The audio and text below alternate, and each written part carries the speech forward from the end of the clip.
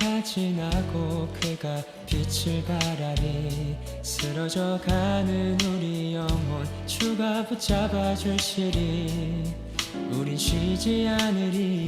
이 길에 끝이 있으니 한 걸음 한 걸음 주와 함께 걸으리.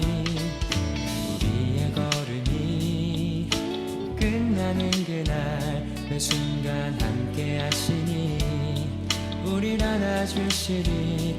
더 이상 눈물 없으리. 당신의 여러분 기쁘게 만나뵙게 돼서 정말로 반갑습니다. 우리가 이 시간은 하나님의 자녀로 살아가는 것이 얼마나 기쁜 것인지 찬양하면서 예배를 시작하도록 하겠습니다.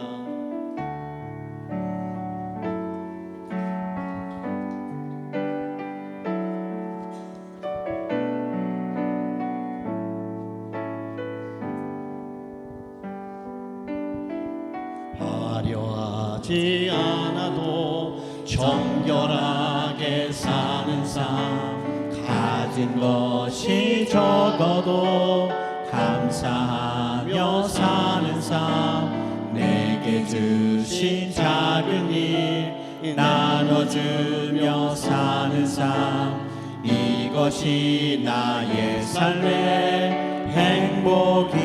눈물 날 일 많지만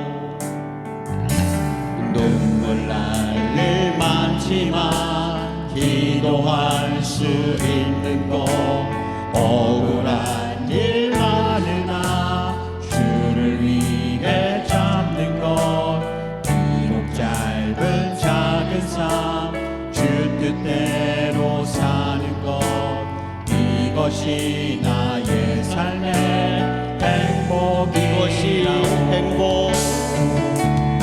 이것이 행복이라고.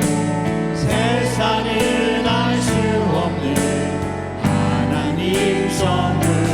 이것이 행복이라고. 하나님의 자녀로 살아가는 것, 이것이 행복이라. 눈물 날 일 많지만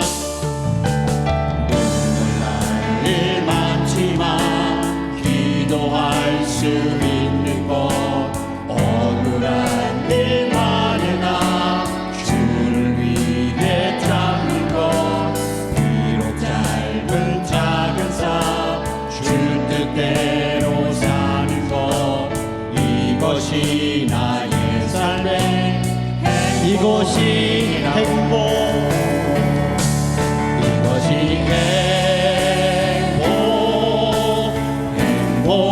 행복이라고. 세상은 알 수 없는 하나님. 이것이 행복. 이것이 행복. 하나님의 자녀로, 하나님의 자녀로. 이것이 행복이라고. 이것이 행복이. 이것이 행복. 이것이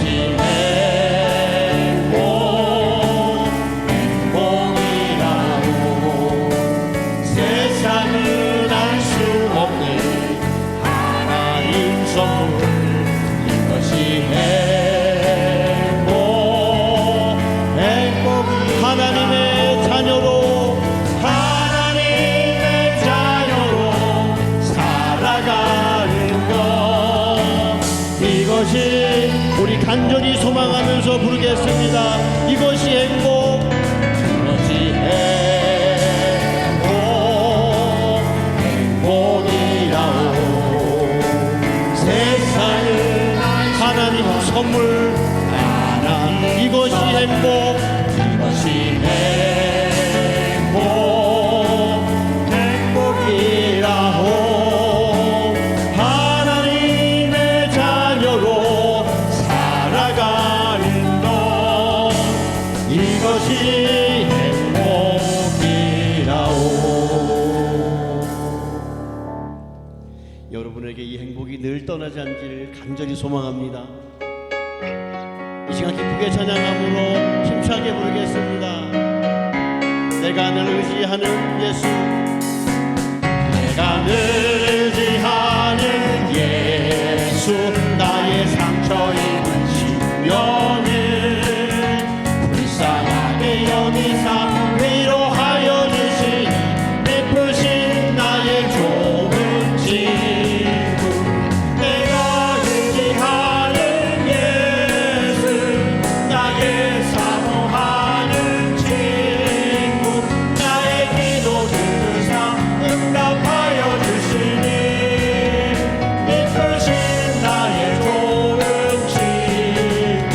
주의 손 의지하고 살 때 나를 해할 자가 없보다.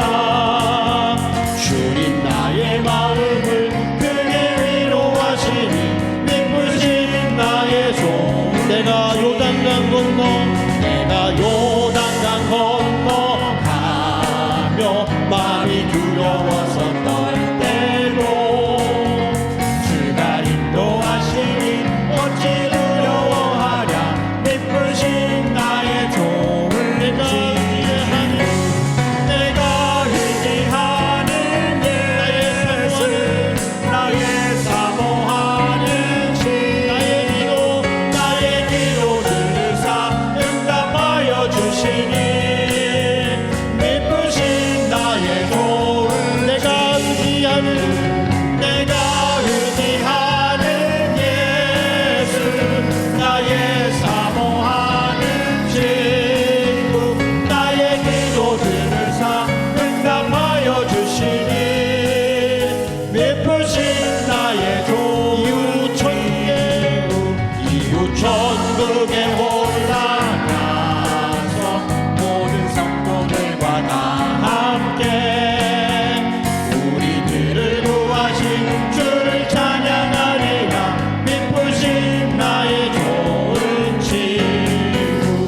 내가 의지하는 예수, 나의 사모하는 친구, 나의 기도 들으사 응답하여 주시니 베푸신 나의 좋은. 내가 의지하는 예수, 내가 의지하는 예수, 아멘.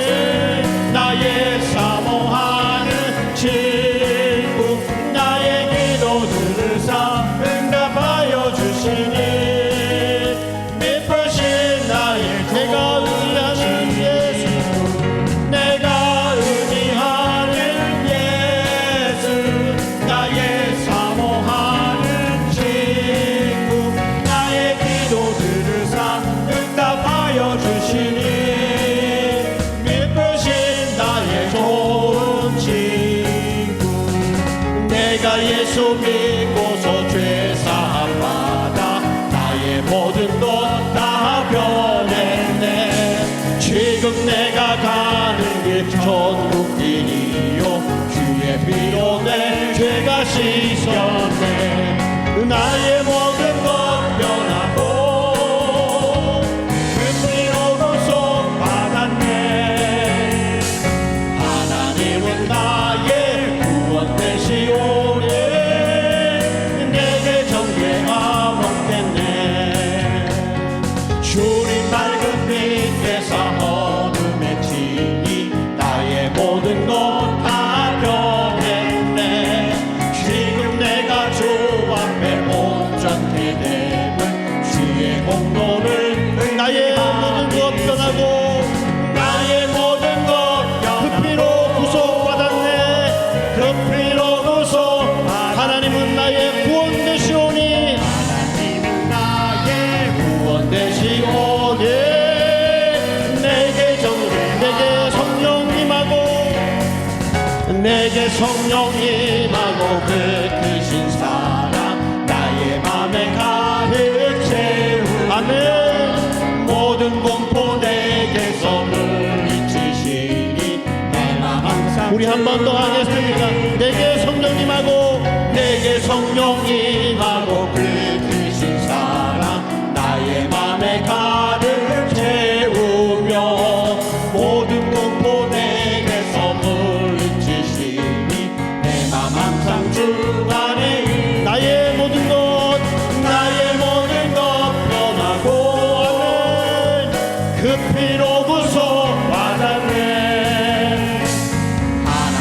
하나님은 나의 구원 되시오니 내게 정죄 나의 모든 것 변하고 나의 모든 것 그 피로 구속받았네 그 피로 구속 하나님은 나의 구원 되시오니 하나님은 나의 구원 되시오 내게 정죄함 마지막으로 나의 모든 것 변하고 그 피로 구속받았네 하나님은 나의 구원 되시오니 내게 정죄함 없겠네. 아멘. 우리가 예배를 준비하면서 주 은혜로 이 시간 우리가 여기 있음을 고백하는 찬양을 하겠습니다.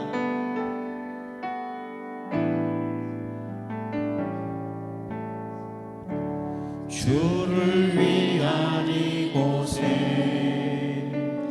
예배하는 자들 중에 그가 찾는 이 없어 그가 찾는 이 없어 주님께서 슬퍼하시네 주님이 찾으시는 그 한 사람 그 예배자 내가 그 사람 되길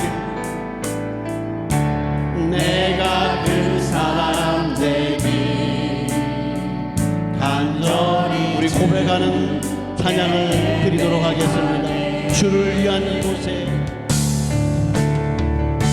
주를 위한 예배하는 자들 중에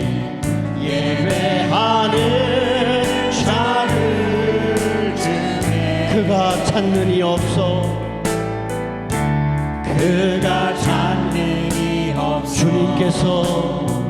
주님께서 슬퍼하시네 주님이 찾으시는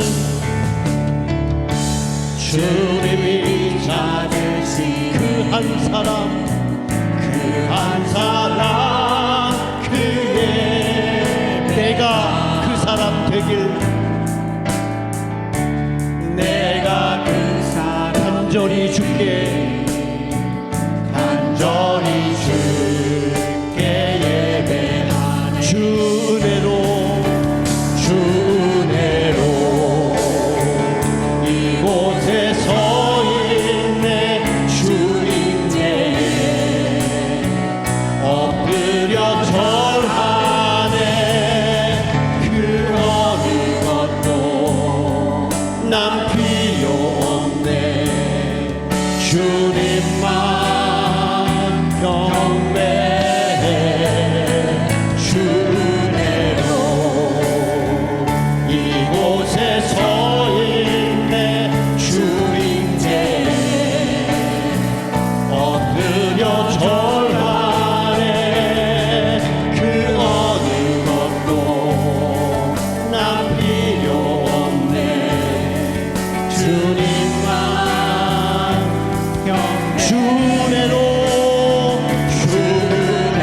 이곳에 서 있네 주임제 엎드려 절하네 그 어느 것도 난 필요 없네 난 주님만 경배해 주님만 경배해 주 은혜로 이곳에 주임제 엎드려 절하네 그 어느 것도 난 필요 없네 주님만 우리 마지막으로 주 은혜로 이곳에 서 있네 주님께 엎드려 절하네 그 어느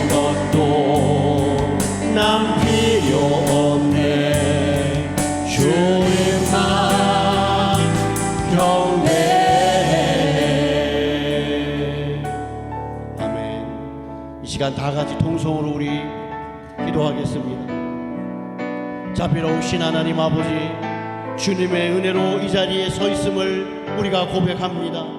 세상이 줄 수 없는 참된 행복 가지고 하나님의 자녀로 살아갈 수 있도록 이 시간 우리를 인도하여 주시옵소서. 예수님의 이름으로 기도하였습니다.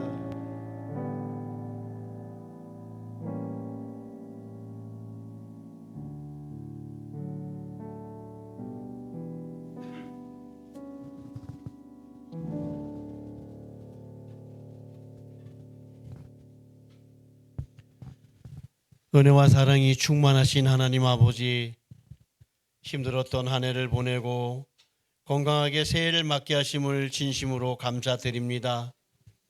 저희에게 2025년도 새로운 새해를 기쁨으로 맞이할 수 있도록 허락하여 주셨사오니 올 한 해도 새로운 마음으로 다짐하며 나아가는 저희들의 모습이 될 수 있기를 원합니다. 지난 시절의 과오를 예수님 십자가 아래 내려놓고 회개하며 새해에는 거듭난 청지기의 삶을 살기를 소원하오니 저희에게 지혜와 용기와 헤쳐나갈 수 있는 담대함을 허락하여 주시옵소서. 교회와 사회 일터에서 두 얼굴과 두 마음을 품지 않게 하여 주시옵시며 머리가 아닌 마음으로 서로 사랑하며 살아갈 수 있도록 우리를 인도하여 주시옵소서. 능력의 하나님 아버지, 참 혼란한 가운데 이 나라가 지금 서 있습니다. 지금까지 인도하시며 사랑해 주셨던 것처럼 지금의 상황들을 잘 이겨낼 수 있도록 다시금 건강한 나라가 될 수 있도록 이 나라를 온전히 지켜주시옵소서. 이 나라의 교회와 주의 백성들이 깨어있을 시간에 깨어있게 하시며 전력으로 기도하게 하셔서 이 한 해가 다 가기 전에는 보다 나아지고 밝아지는 사회가 될 수 있도록 하나님께서 역사하여 주시옵소서.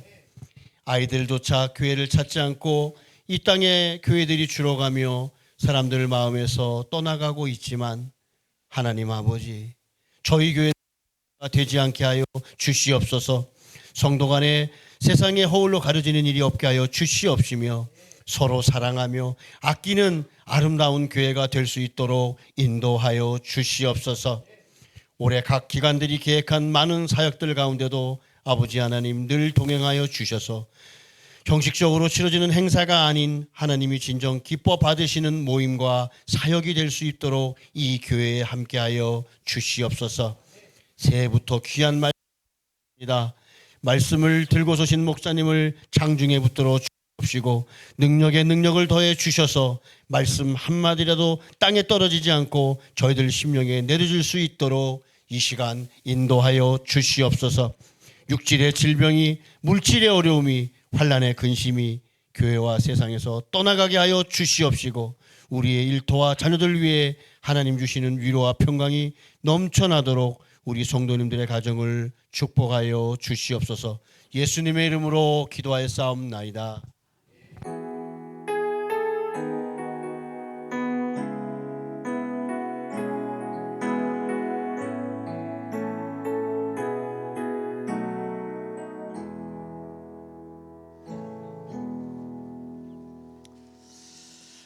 교회 소식 주보를 함께 참조해 주시기를 바랍니다. 다음 주일은 요한복음 1장 14절에서 18절까지 영광을 우리가 보니라는 제목으로 함께합니다. 추곡 이야기가 끝나서 이제 이번 주부터 수요 기도회와 구역 예배를 다시 시작하겠습니다. 수요 기도회는 수요일 오전 10시에 본당에서, 이번 주 구역 예배는 오전 10시에 풍중섭 장로님 댁에서 모이도록 하겠습니다. 오늘 오후 예배는요, 직원 헌신 예배, 특별한 건 없습니다만 우리 직원들이 하나님 앞에 헌신을 다짐하는 마음으로 함께 예배하며 오후 예배에 참석해 주시기를 부탁을 드립니다. 다음 주일은 교단이 지키는 해외 선교 주일로 지키도록 하겠습니다.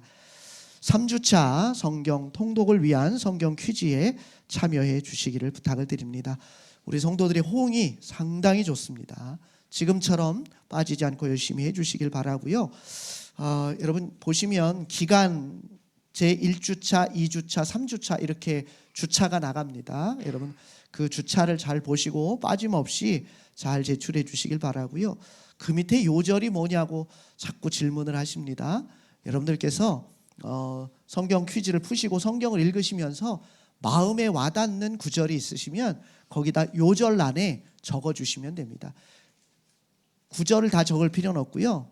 창세기 19장 19절이 제게는 와닿습니다. 그러면 그냥 창세기 19장 19절 이렇게 써주시면 됩니다. 그렇게 해서 올 한 해 동안 여러분들이 일독을 다 마치실 수 있게 되기를 부탁을 드립니다. 기부금 영수증이 필요하신 분들은 신청을 해주시기 바라고요. 여름 추곡이야기 임원들이 선출됐습니다.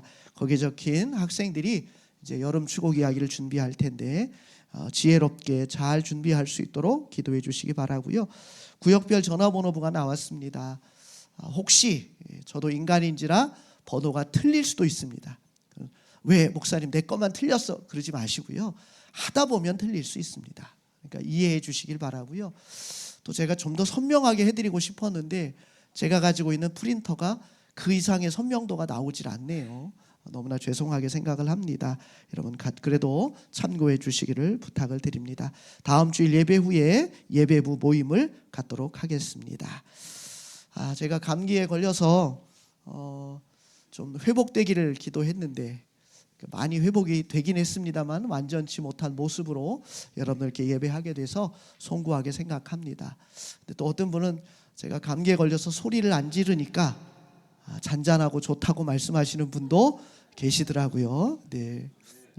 다음 주부터는 다시 소리를 지르도록 하겠습니다. 찬송가 90장 찬양하시면서 준비된 예물 하나님 앞에 드리도록 하겠습니다.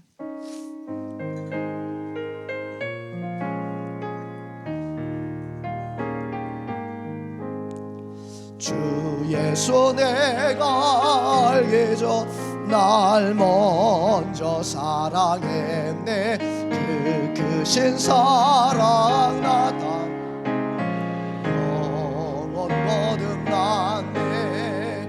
주 내 맘에 계시고 나 주의 안에 있어 저 포도비유 같으니 참 좋은 나의 친구. 내 친구 되신 예수님 날 구원하시려고 그 귀한 몸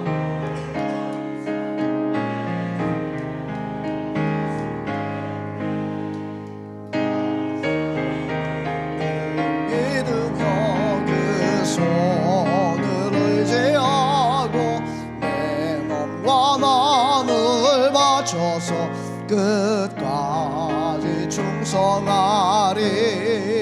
내 신실하신 친구여 그 은혜 내려주사 날 항상 보호하시고 내 방패 되옵소서. 그 풍성한 사랑은 위능이 끊을 소냐. 날 구원하신 예수는 참 좋은 나의 친구. 복의 근원이 되시는 하나님, 우리의 가진 것이 주님의 선물임을 깨닫고 앞으로도 우리에게 복 주실 분은 주님이심을 알고 감사를 드립니다. 이 시간 우리가 주님 앞에 기도할 때 우리 마음이 넓어지게 하여 주셔서 우리 개인적인 것에서부터 인류를 위한 소원을 품고 기도하는 큰 그릇들이 되게 하여 주옵소서. 우리를 믿고 맡겨주신 하나님의 작은 일에 충성하게 하시고 그 일로 만들 수 있는 최고의 열매, 최상의 영광으로 하나님을 기쁘시게 하는 저희들이 되게 하여 주옵소서. 하나님의 일에 동참하고 있는 자부심을 갖게 하시고 하나님의 영광의 즐거움을 함께 누리는 우리 추곡의 모든 예배자 되기를 원합니다. 언제 어디서나 정직하고 거룩하게 하시고 신실하게 일하게 하여 주셔서 모든 사람들에게 인정받게 하시고 사랑받는 성도들이 되게 하여 주옵소서. 하나님께는 물론이고 교회와 가정에서도 직장에서도 사회에서도 이웃들에게 사랑받는 주의 자녀이기를 원합니다. 우리의 지체가 복음을 인해서는 미움과 핍박을 받을지언정 삶을 인해서는 인정받고 사랑받고 쓰임받는 하나님의 사람들 되게 하여 주옵소서. 낮은 자리에서 섬김을 다하며 살아가지만 정신적으로 영적으로는 세상을 이끌어가는 지도자들이 되게 하여 주옵소서. 항상 주변에 영적인 영향력을 행사하는 사람들이 되게 하시고 아브라함과 이삭과 같은 복의 통로들이 되게 하여 주옵소서. 경영하는 사업, 기르는 가축, 농사짓는 토지가 복을 받게 하여 주셔서 온갖 귀한 하나님의 열매를 담아내는 하나님의 사람들 되길 원합니다. 우리에게 지혜를 주셔서 직장에서의 어려움, 삶의 장벽들을 슬기롭게 넘어가게 하시고 그 위기 속에서 하나님의 지혜로 빛을 발하게 하여 주옵소서. 고난이 성도들의 신앙과 지혜 그리고 하나님의 능력을 나타내는 좋은 기회가 되기를 원합니다. 성도들의 자녀들에게 복을 주셔서 지혜와 지식의 신이 성령과 함께 동행하게 하시며 주시고 어떤 위험 속에서도 담대하게 이겨나가는 능력의 사람들이 되기를 원합니다. 지금부터 세계를 품고 기도하며 말씀으로 양육되게 하여 주셔서 흔들리는 세상의 마지막 희망들이 되게 하시고 지혜가 자라고 키가 자라며 하나님과 사람들에게 사랑스러워 가게 하여 주옵소서. 이 시간 우리가 준비한 예물을 드립니다. 받아주시고 성도들의 창고마다 성도들의 사업장과 일터마다 하나님의 복이 넘치게 하여 주옵소서. 기도와 말씀 속에서 날마다 존귀한 주의 보물을 캐내어 나눌 줄 아는 우리의 성도들 되길 원하며 물질의 복과 건강의 복, 영적인 신령한 복과 사람의 복을 날마다 누리게 하여 주옵소서. 우리에게 복 주시길 즐겨하시는 구주 예수 그리스도의 이름으로 간절히 축복하며 기도드립니다. 아멘. 성경 말씀 요한복음 1장 6절에서부터 13절까지의 말씀 함께 보시겠습니다. 신약성경 142쪽에 있는 요한복음 1장 6절에서부터 13절까지의 말씀 제가 낭독하겠습니다. 하나님께로부터 보내심을 받은 사람이 있으니 그의 이름은 요한이라. 그가 증언하러 왔으니 곧 빛에 대하여 증언하고 모든 사람이 자기로 말미암아 믿게 하려 함이라. 그는 이 빛이 아니요 이 빛에 대하여 증언하러 온 자라. 참빛 곧 세상에 와서 각 사람에게 비추는 빛이 있었나니 그가 세상에 계셨으며 세상은 그로 말미암아 지은 바 되었으되 세상이 그를 알지 못하였고 자기 땅에 오매 자기 백성이 영접하지 아니하였으나 영접하는 자 곧 그 이름을 믿는 자들에게는 하나님의 자녀가 되는 권세를 주셨으니 이는 혈통으로나 육정으로나 사람의 뜻으로 나지 아니하고 오직 하나님께로부터 난 자들이니라. 아멘. 우리를 찾아오신 하나님, 말씀으로 우리를 찾아오신 주님을 만나고 보고 경험하는 눈을 뜨게 하여 주옵소서. 말씀으로 계시하신 하나님을 자세히 그리고 분명히 만나는 은혜를 입기 원합니다. 머리에 머물던 하나님에 관한 지식이 깨달음을 통해 우리의 영혼을 움직이는 생명의 빛이 되게 하여 주옵소서. 주여, 오늘도 말씀을 소화시켜서 삶의 영양분을 만들게 하여 주시옵소서. 우리 주 예수 그리스도의 이름으로 간절히 기도드립니다. 아멘. 우리 지난 시간은 사도 요한을 통해서 예수님이 누구시고 내가 누구이고 누가 나를 만들었고 나는 어떻게 살아야 할 것인가에 대한 말씀을 나눴습니다.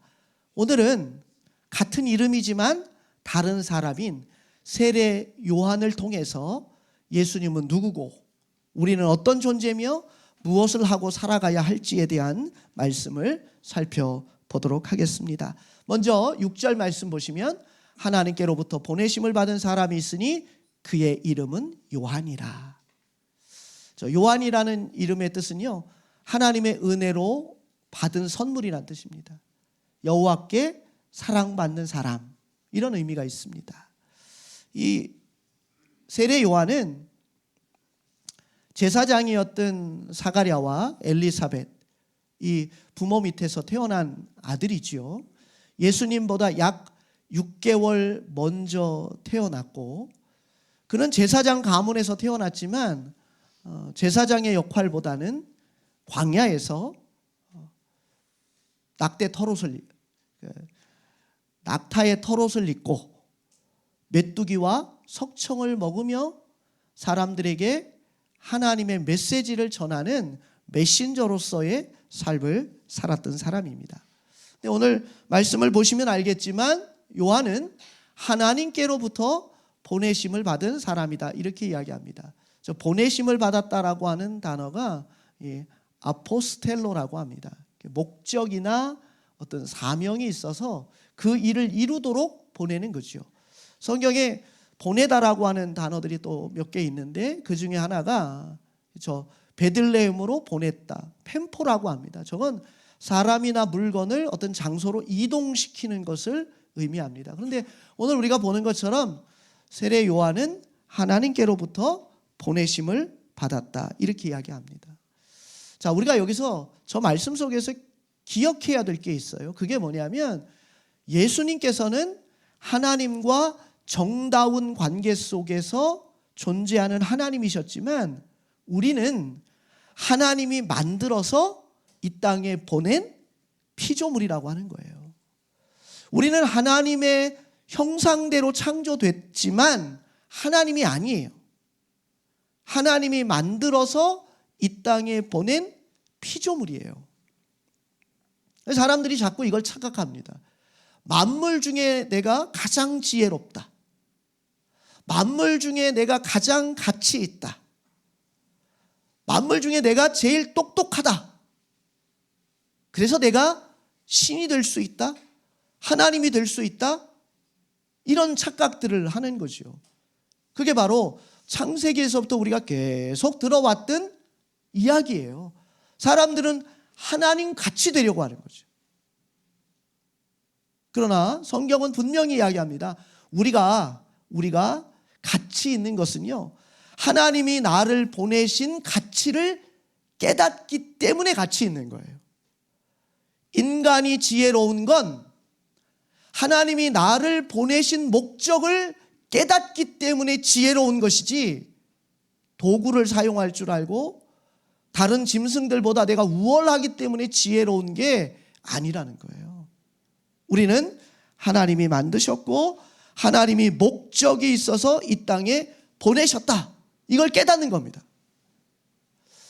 이사야는 이사야 43장 7절에서 이렇게 말합니다. 내가 내 이름으로 불려지는 모든 자, 곧 내가 내 영광을 위하여 창조한 자를 오게 하라.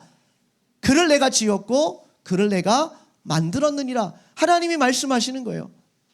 내가 만들고 내가 창조한 그들을 내게로 오게 하라. 왜요? 앞에 있는 저거지요. 내 이름으로 불려지는 모든 자. 하나님이 없이는 존재할 수 없는 사람들, 하나님의 이름이 아니면 가치가 없는 사람들, 하나님이 이 땅에 보낸 가치를 깨닫지 못하면 가치가 없는 사람들, 하나님이 나를 이 땅에 보낸 사명을 깨닫지 못하면 의미 없는 인생들, 그들을 오게 함으로써 자신의 사명을 깨닫고 자신의 가치를 깨닫게 하라, 그 이야기입니다.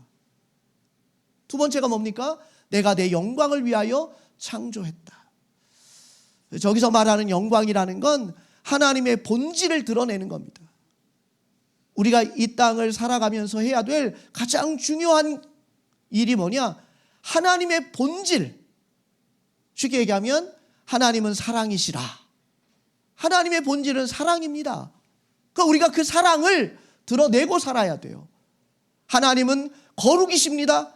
우리는 삶을 통해 거룩을 나타내야 돼요. 하나님은 성실하십니다. 우리는 그 하나님의 성실하심을 세상 가운데 나타내고 살아가는 존재로 창조되었다는 거죠. 여러분, 이 사명을 깨닫고 살아가는 성도들이 되어야 합니다. 우리는 그 사명을 위해 이 땅에 보냄받은 사람들이에요. 다른 가치는 다 깨달았는데 사명의 가치를 깨닫지 못했다. 그럼 인생이 헛된 겁니다.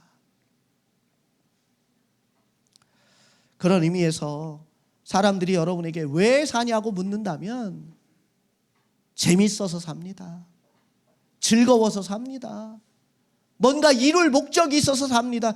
이렇게 답하시면 그리스도인으로는 빵점이에요.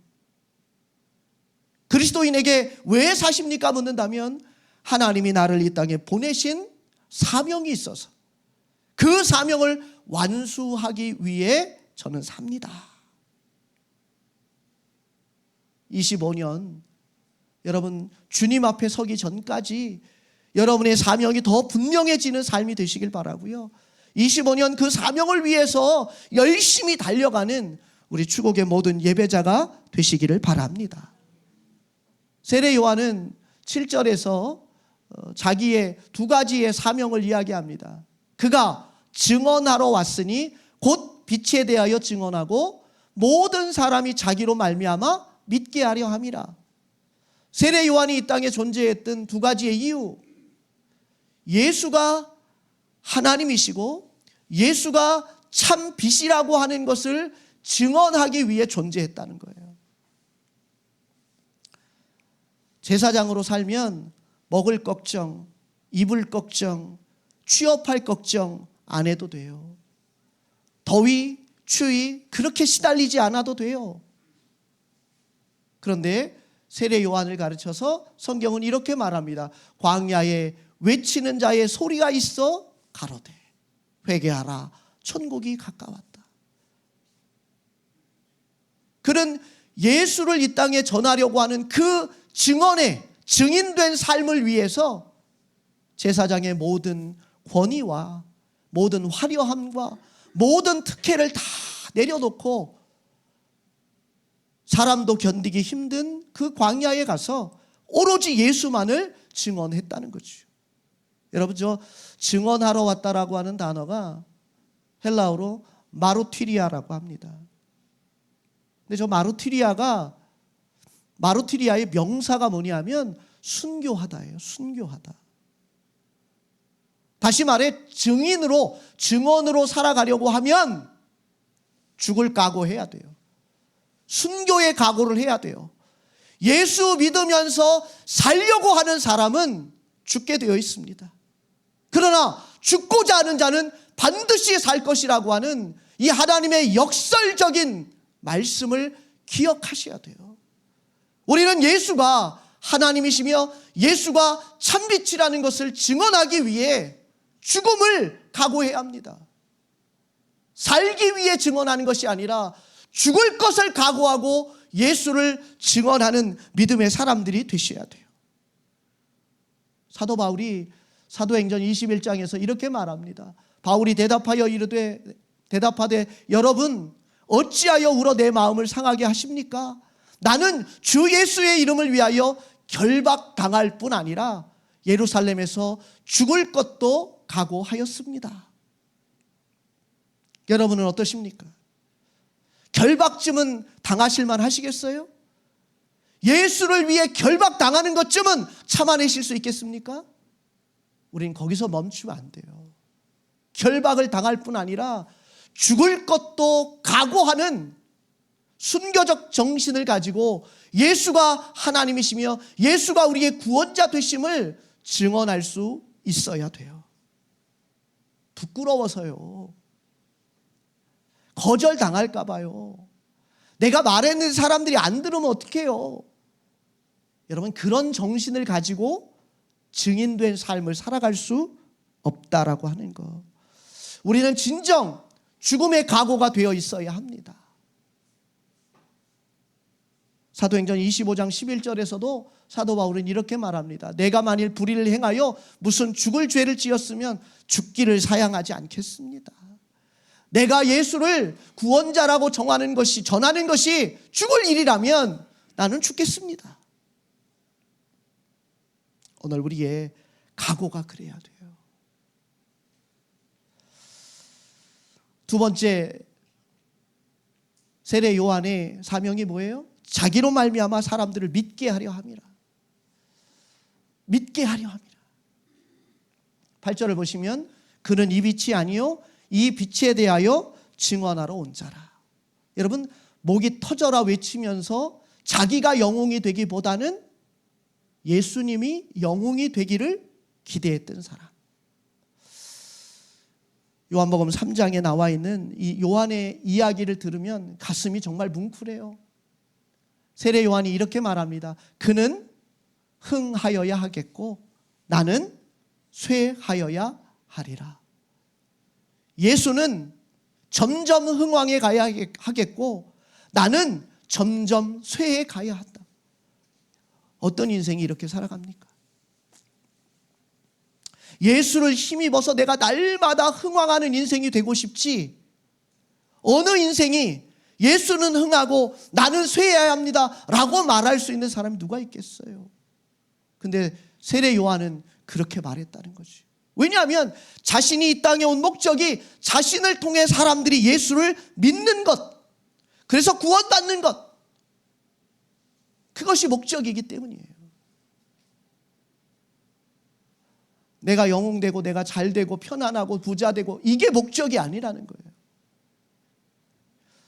혹시 여러분을 통해서 누군가가 믿음을 가져본 적 있습니까? 누군가가 여러분 때문에 예수를 믿은 사람들이 있습니까?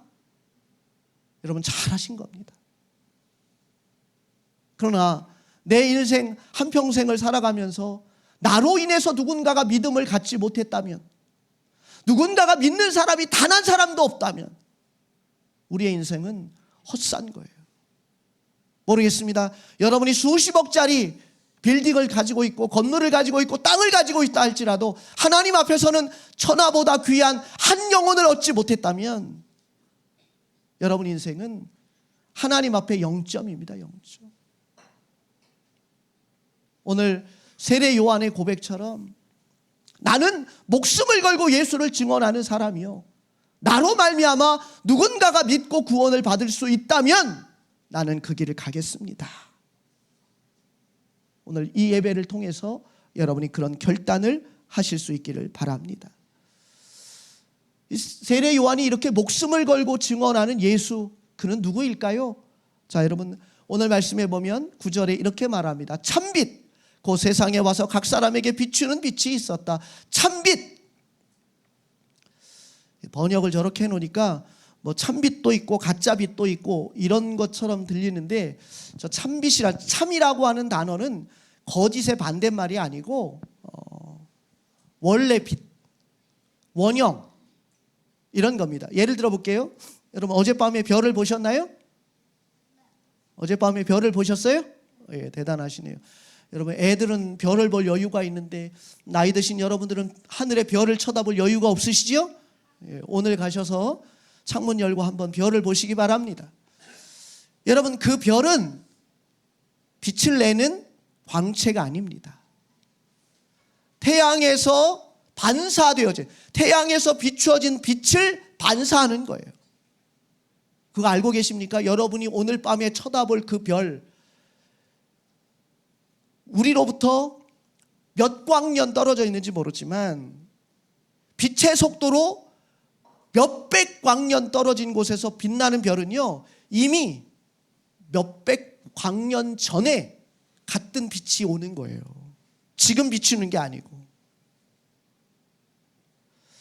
여기서 참빛이라고 하는 건 별처럼 빛을 반사한다는 의미가 아니라 태양처럼 원래 빛, 이게 참빛이에요. 이게 참빛입니다. 예수는 어디서 생명을 얻은 존재가 아니라 원래부터 생명 그 자체셨어요. 예수는 원래 거룩한 분이었지 누구에게 거룩함을 전수받은 존재가 아니라는 거예요. 세례 요한이 말하는 예수, 그는 원래 생명이셨고 원래 하나님이셨고 원래 빛이셨고 원래 창조주이셨다. 반대로 우리는 그분의 생명이 전달되지 않으면 죽는 존재, 그분의 거룩함이 아니면 살 수 없는 존재, 그거죠. 이 대조를 잘 기억하셔야 돼요. 근데 그분이 뭐라고요? 빛이다 이렇게 이야기합니다. 그 빛이 세상에 왔어요. 여기서 말하는 세상은 하나님을 떠나서 자기 마음대로 살아가는 세상입니다. 그 세상에 빛이 왔어요. 성경의 역사를 보면 인간은 하나님을 도망가고 하나님께로부터 도망가고 하나님은 또 쫓아가서 그를 비춰주고 그러면 또 도망가고 그러면 하나님 또 쫓아가고 끊임없이 하나님을 떠나서 도망가고 있는 사람들을 향해 하나님은 계속 찾아가는 거죠. 그 말씀을 3장 16절 우리가 너무나 잘 아는 말씀이죠. 이건 사랑이다. 빛이신 원래 빛이신 하나님이 세상에 온 건 행운이 아니다. 이건 하나님의 사랑이다. 이건 우연히 얻어 걸린 일이 아니라 하나님의 사랑이다. 빛이신 예수님께서 우리를 찾아오신 것은 어떻게 얻어 걸린 일이 아니다. 이건 하나님의 사랑이다. 빛이신 주님이 우리를 찾아오신 것 사랑입니다. 근데 저는 이 말씀이 더 은혜가 되더라고요. 참빛 그 세상에 와서 각 사람에게 비추는 빛이 있었다.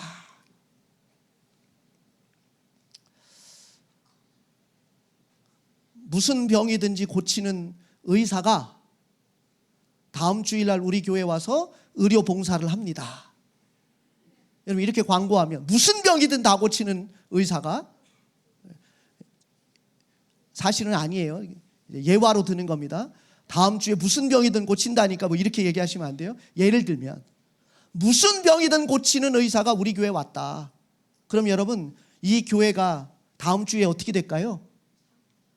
차고 넘치는 정도가 아니라 아마 저 문 밖에 못 들어올 거예요. 아마 어떤 사람은 이 지붕을 뚫고라도 고치고 싶을 거예요. 왜? 그가 있는 곳에 모여와야 되기 때문에. 그런데 오늘 저 말씀 보세요.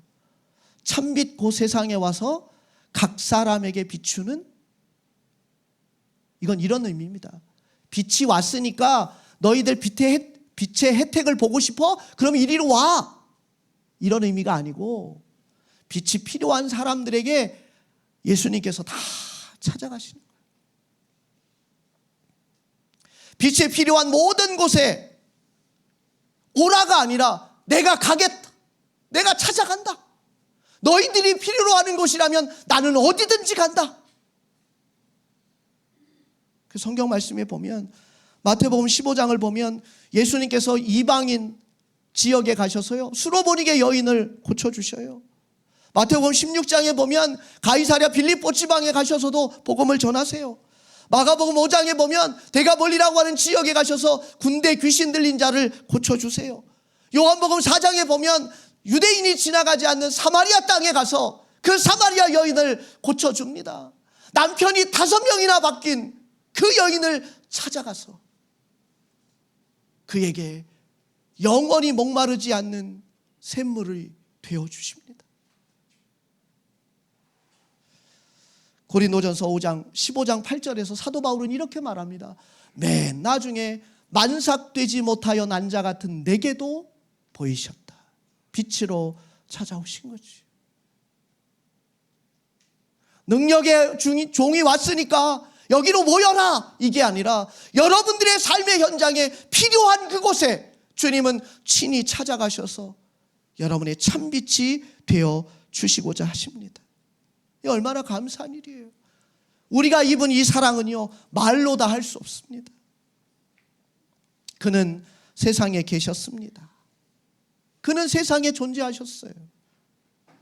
그래서 사도 요한이 뭐라고 이야기하냐면 내가 손으로 만진 바 되었고 눈으로 본 바 되었다. 예수님은 소설 속에 나오는 홍길동 같은 존재가 아니라 소설 속에나 존재하는 인물이 아니라 실제로 이 세상 가운데 존재하셨어요. 하나님 어디 계시냐고요? 예수를 통해 하나님은 이 땅에 우리를 찾아오셨어요. 그리고 보여주셨어요. 로마서 1장 20절에 이렇게 말합니다. 창세로부터 그의 보이지 아니하는 것들 곧 그의 영원하신 능력과 신성이 그가 만드신 만물에 분명히 보여 알려졌나니. 그러므로 그들이 핑계하지 못할 것이다.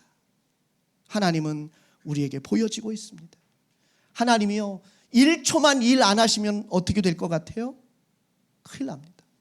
여러분, 이 지구가 1초만 딱 서잖아요. 1초만 어떻게 될 것 같아요? 저와 여러분은 다 우주 밖으로 튕겨나갑니다. 1초 만에. 그리고 1초 만에 해가 비치는 곳은요, 뜨거워서 다 타 죽습니다. 반대로 1초 만에 해가 비치지 않는 곳은 다 얼음덩이가 돼버려요. 하나님은 단 1초도 쉬지 않고 지금까지 일하고 계셨어요. 이게 하나님이 지금 우리 곁에 계신 거예요.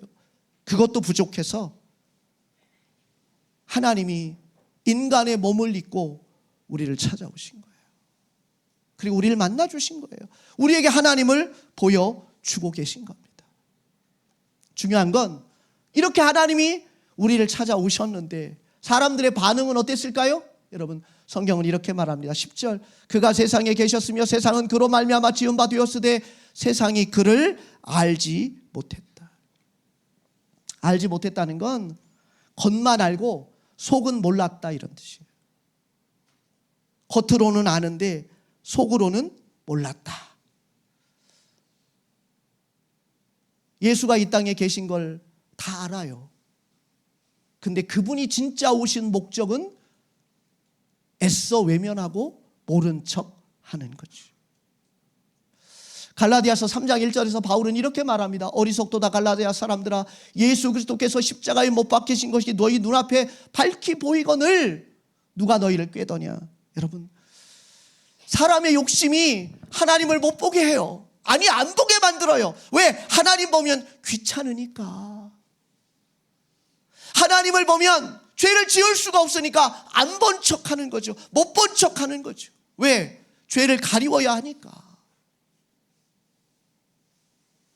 하나님이 말씀으로 찾아오시고 우리 마음에 감동을 주시고 우리의 영혼을 때리는데 애써 아닌 척하고 돌아섭니다. 왜?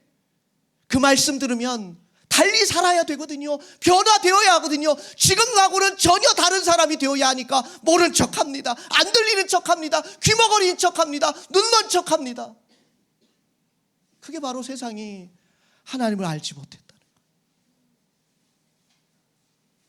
오늘 하나님은 우리에게 하나님 되심을 보여주고 있음에도 불구하고 욕심의 눈이 어두워서 우리의 이념 때문에, 우리의 생각 때문에, 우리의 오늘 때문에 하나님을 외면하고 있다면 그 참 안타까운 일입니다. 11절 말씀을 보시면 자기 땅에 오매 자기 백성이 영접하지 아니하였다. 저는 이 11절을 읽을 때마다 마태복음 21장에 나와 있는 포도원 비유가 생각이 나요. 자, 여러분, 제가 포도원 비유를 설명드릴게요. 한 주인이 황무지 같은 산을 개간을 해서 아주 멋진 포도원을 만듭니다. 그리고 극상품의 포도나무를 심어 놓습니다. 망대를 지어 놓고요, 포도즙을 짜는 틀을 만들어 놓고요, 울타리로 둘러서 최고 좋은 포도원을 만들었습니다. 그리고 그곳을 일하는 사람들에게 주고 타국을 갔습니다. 3년이 지나서 세를 받을 때가 돼서 종들을 보냅니다. 포도원에 세를 내라고. 종들이 어떻게 했을까요? 그들에게 매를 맞고 더러는 죽습니다. 그래서 주인이 결심합니다. 내 아들을 보내면 그들이 세를 내겠지. 그래서 아들을 보냈습니다. 그랬더니요, 이 포도원을 맡은 사람들이 이 아들을 보고 든 생각이 뭐냐면, 아들을 죽이면 이 포도원은 영원히 우리 것이 될 것이다. 그래서 아들을 죽입니다. 자, 여러분이 이 포도원의 주인이라면 이제 어떻게 하시겠습니까? 야, 그놈들 무섭네. 내 아들까지도 죽여? 아유, 이제 포기. 여러분, 이럴 것 같아요? 성경은 이렇게 말합니다. 주인이 군대를 보내서, 아니, 포도원의 농장에서 일하는 사람들을 대하는데 군인까지 보낼 필요가 있어요? 근데 성경은 분명히 말합니다. 군대를 보내서 그들을 가만두겠냐? 하나님이 아름다운 세상을 만드시고 우리를 이 땅에 살게 하십니다. 그리고 말합니다. 영광이라는 세를 내라. 예배라는 세를 내라. 근데 우리는 그거 하기 싫은 거예요. 예수가 이 땅에 왔지만 하나님의 아들이신 그를 죽임으로써 이 땅을 영원히 우리의 것으로 만들려고 하는 이 어리석음이 지금 이 세상을 병들게 하고 있다는 거죠. 어떻습니까? 여러분은 지금 이 땅의 주인이신, 여러분의 인생의 주인 되신 하나님께 세를 내고 있습니까? 하나님이 원하시는 것을 드리고 있습니까? 아니면 그 땅을 여러분의 것으로 빼앗고 있지 않습니까? 참 안타까운 건요, 주인도 아닌 사람들이 땅 따먹게 하느라고 싸우고 죽이고, 주인은 줄 마음이 없는데도 주인을 외면한 채 자기들끼리 땅 따먹기를 하는 세상이 참 한심스럽습니다. 반대되는 사람도 있더라고요. 12절을 보면 이렇게 말합니다. 영접하는 자 곧 그 이름을 믿는 자들에게는 하나님의 자녀가 되는 권세를 주셨다. 영접하는 자 곧 그 이름을 믿는 자들에게는 하나님의 자녀가 되는 권세를 주셨다. 영접이 뭐예요? 받아들이는 겁니다. 하나님이 우리에게 주시는 말씀을 받아들이는 거예요. 근데 믿기는 다 믿어요. 뭘 믿냐면 내가 믿고 싶은 거. 하나님이 우리에게 제시하신 걸 믿는 게 아니라 내가 믿고 싶은 것만 믿어요. 진정한 믿음은요, 내가 믿고자 하는 걸 믿는 것이 아니라 하나님이 우리에게 제시하신 걸 믿는 거예요. 하나님이 우리에게 요구하는 걸 믿는 거예요. 내가 하고 싶고 내가 믿고 싶은 것이 아니라는 걸 기억하셔야 돼요. 진정한 믿음은 하나님이 우리에게 요구하시고 우리에게 제시하시고 우리에게 지시하신 것을 믿는 것이 믿음입니다. 그분은 창조주이십니다. 그러면 여러분의 유일한 구원자이십니다. 그렇게 믿는 거예요. 예수님이 나를 위해 십자가에 달리셨습니다. 이걸 믿는 거예요. 여러분, 영접이라는 이 말 속에는 믿는 것으로 끝나면 안 되고, 영접한다라는 건 나의 주인을 바꾼다, 이런 뜻입니다. 아, 저 예수를 믿어요. 저는 예수 믿어서 구원받았어요. 그럼 다시 한번 질문 드리겠습니다. 여러분, 예수를 믿어서 구원받았다면 여러분의 인생의 주인이 하나님이십니까? 이 질문에 분명하게 답을 하셔야 돼요. 나 예수 믿어 구원받길 원해. 그래서 나 예수 믿었어. 여기까지는 잘해요. 그런데 그래서 그분이 내 안에 오심으로써 주인이 바뀌어지는 역사는 안 일어나요. 예수 믿는 사람은 너무나 많아요.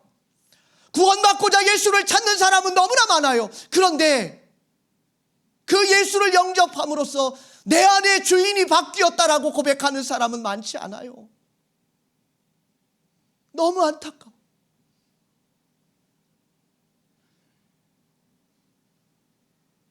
영접하는 자, 그 말 속에는 내 인생의 주인이 바뀌었다라고 하는 고백이 들어있는 거예요. 내 인생의 주인이 바뀌지 않았다면, 그래서 구원받는 거에만 관심이 있다면 죄송한데 여러분, 욕심쟁입니다. 욕심쟁이. 나의 구원을 위해 예수가 필요하지만 예수가 나의 주인 되는 건 용납할 수 없다라고 말하는 이 자체를 고치셔야 돼요. 오늘 여러분의 삶의 주인이 하나님 되시길 바랍니다. 예수를 믿는 것으로 구원받는다, 이거에 머물지 말고 나의 주인이 바뀌었다. 주인이 바뀌면 어떻게 됩니까? 주인이 바뀌면 어떻게 되지요? 여러분, 인생이 달라져야 돼요. 주인이 내 안에 들어오면, 빛이신 주님이 내 안에 들어오면 그때부터 내 안에 빛이 비추기 시작해요. 빛이 들어오면 어둠이 드러납니다. 빛이 들어오면 내 안에 죄가 보이기 시작해요. 근데 이거 거꾸로 하시는 분이 계셔서 빛이 들어오잖아요. 자기 죄는 안 보여. 근데 남의 죄는 그렇게 잘 보여. 이건 잘못된 거예요. 빛이신 주님께서 내 안에 들어오면 내 죄가, 내 마음에 있는 죄가, 내 생각에 있는 죄가 너무나 부끄러운 거예요. 빛이신 주님이 내 안에 들어오면 다른 사람의 죄는 덮어주고 용서해주고 사랑해주게 돼 있어요. 근데 이 빛이 이상한 빛이 들어왔나 봐요. 빛이 들어왔다고 하면서 자기는 정의로워요. 근데 남의 티는 왜 그렇게 잘 보여요? 자기 안에 있는 들보는 깨닫지 못하면서. 잘못된 빛이에요. 여러분, 빛이 들어오면 내 안에 있는 죄가 보여요. 내가 죄인이구나. 내가 하나님의 마음을 속썩이는 자구나. 내가 하나님 앞에 아직도 어린아이구나. 내가 아직도 하나님 앞에 절이 안 들었구나. 내가 하나님 앞에 아직도 부족한 종이구나. 이런 게 보이는 거예요.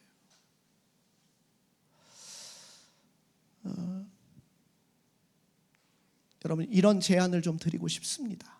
주인이 바뀌면 여러분이 어쩔 수 없는 거는 그렇다 치더라도 여러분이 바꿀 수 있는 거는 바꾸셔야 돼요.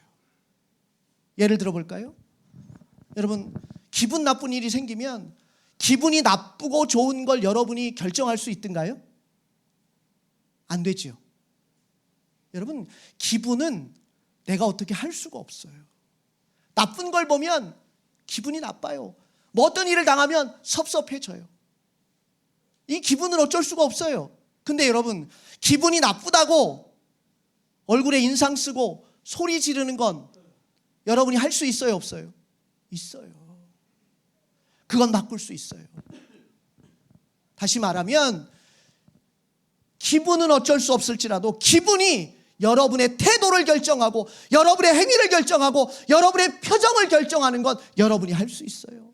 예수 믿으면 잠깐 스쳐가는 기분은 내가 어떻게 할 수 없지만 화내고 짜증내고 흥분하고 여러분의 태도는 바뀌어야 돼요. 달라져야 돼요.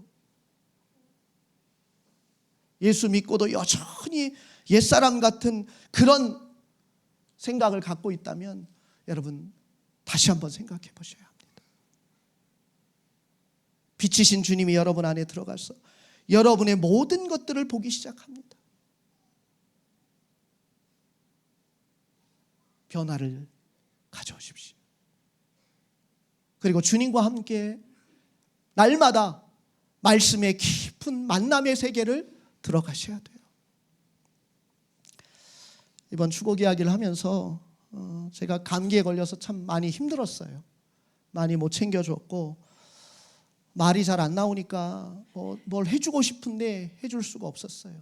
사실 추곡 이야기 하는 동안 한 사람 한 사람들을 만나서 제가 상담해주고 그랬었는데 이번에는 목소리가 나오질 않으니까 아예 상담을 할 수가 없어서 제가 틈만 나면 가서 누워서 자고.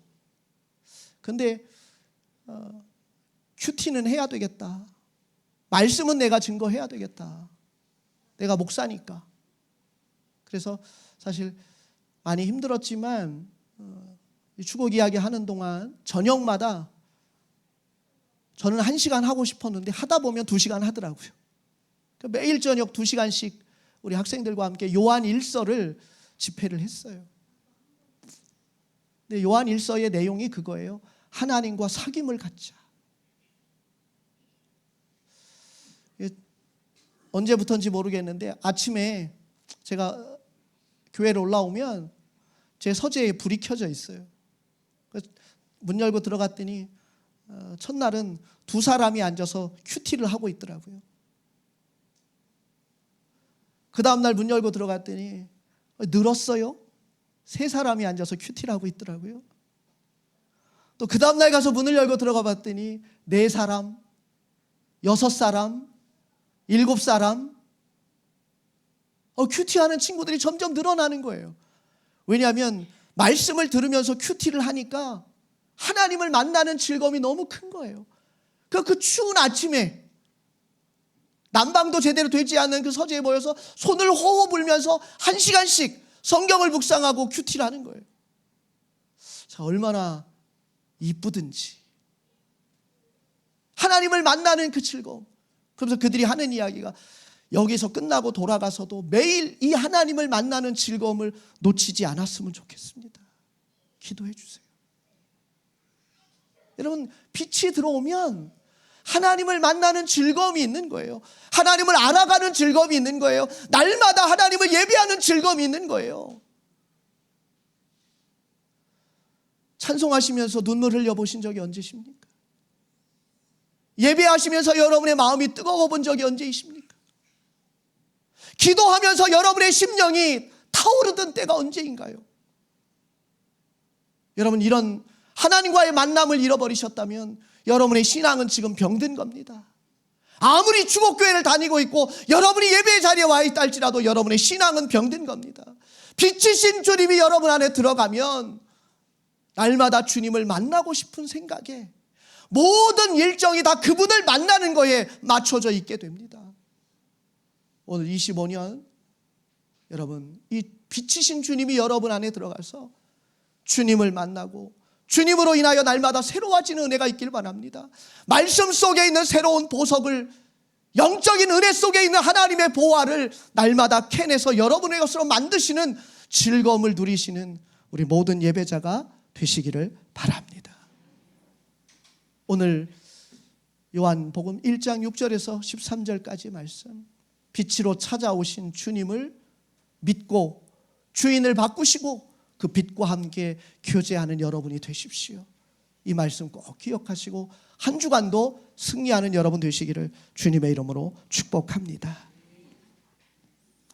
기도 제목 나누겠습니다. 빛으로 오신 주님을 믿게 하여 주옵소서. 영접을 통해 내 통치권을 주님께 넘기게 하옵소서. 하나님의 자녀의 권세를 누리게 하여 주옵소서. 나의 모든 행실을 함께 찬양하시겠습니다.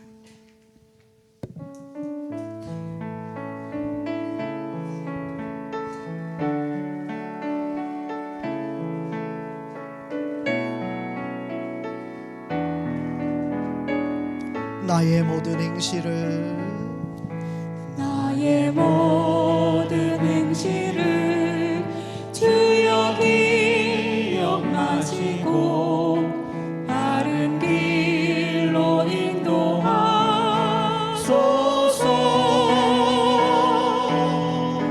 기쁠 때나 슬플 때 나와 동행하시며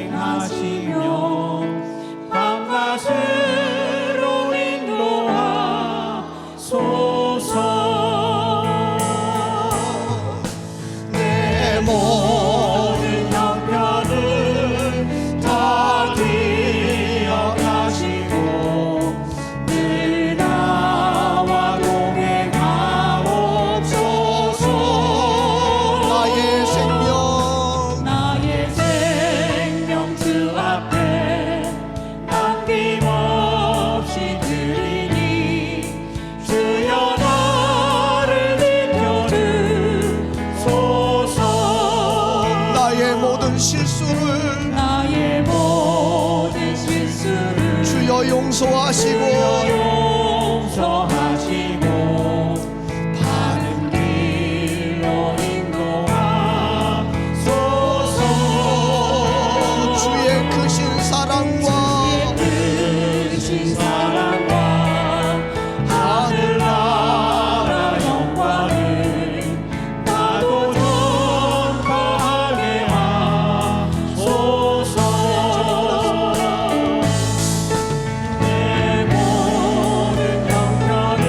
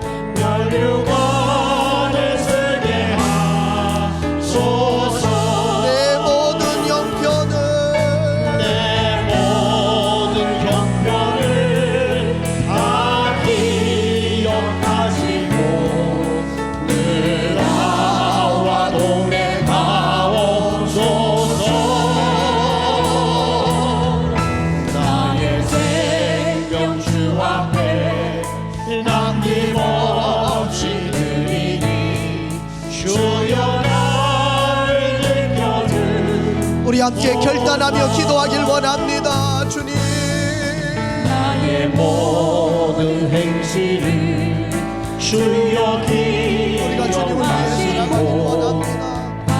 주님을 위한 하나님의 도구가 되어지길 원합니다. 우리의 인생의 통치권을 하나님께 내어드리고 주인 되신 주님을 위하여 살아가는 하나님의 사람들이 되어지길 원합니다. 우리의 모든 실수와 허물은 덮어주시고 하나님의 자녀의 권세를 누리며 살아가는 하나님의 백성들이 되게 하여 주시옵길 간절히 기도하기 원합니다. 우리의 모든 성도들이 하나님 앞에 이 결심을 무너뜨리지 않게 도와주시옵시고 날마다 주님을 만나는 즐거움, 날마다 하나님을 알아가는 즐거움에 살아갈 수 있도록 주여 인도하여 주시옵길 간절히 기도하기 원합니다. 우리의 생명이 주님의 것임을 고백하며 오늘도 주 앞에 드려진 인생이 되어지길 원합니다. 하나님의 뜻대로 인도하여 주옵소서. 내 모든 형편은 내 모든 형편을 다 기억하시고 늘 나와 동행하옵소서. 나의 생명 주 앞에 나의 생명 주 앞에 남김없이 드리니 주여 나 우리 다시 한번 고백합시다. 나의 모든 형편을 다 기억하시고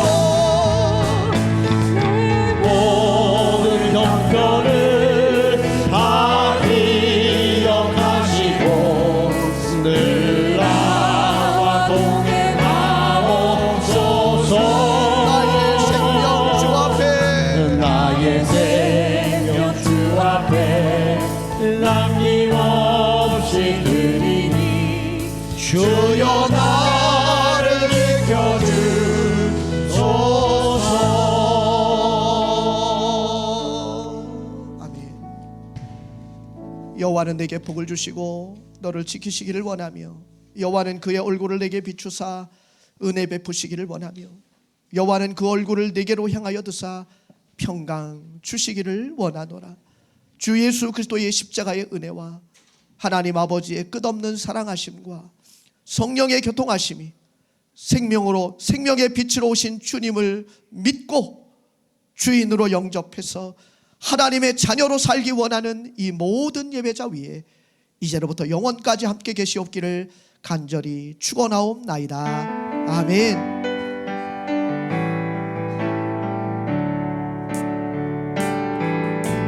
화려하지 않아도